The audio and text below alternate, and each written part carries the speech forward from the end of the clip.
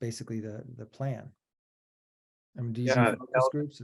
I'm sure Greg, would echo this. I mean, our consumers are very much present in when it comes to our product development.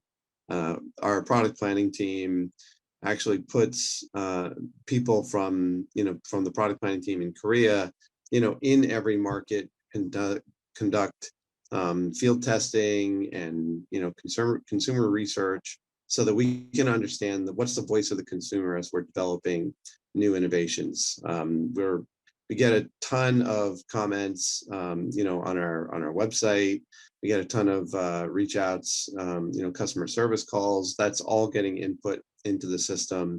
And, companies like LG, we've built our brand around innovation. So, we're constantly trying to reach new levels of innovation, that rollable OLED that we were talking about, or the wireless TV where we have, even your HDMI is going into a side box that is then being broadcast to the TV wirelessly. So you don't have to have HDMI cables, hanging up that TV. I mean, the company is constantly trying to out innovate the previous year's innovations. Both from a software perspective and from a hardware perspective. It's in the DNA of the company. And I think a lot of TV manufacturers feel that way. We always want to provide more value to the consumer, but it helps when you have the consumer perspective in mind going into answering that question. I want to add to that, because I think, it's a great question that we're asked. And from an engineering perspective, I mean, we work for the consumer. And the consumer is definitely always a partner when we're building new technologies. We're doing A/B testing constantly, right?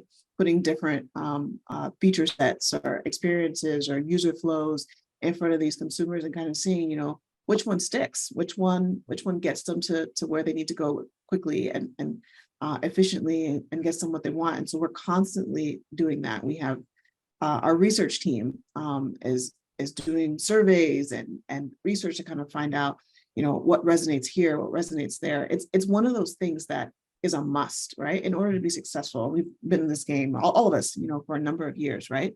The only way that we've been this successful and the way we'll continue to be successful is if we pay attention to what the consumer behavior is.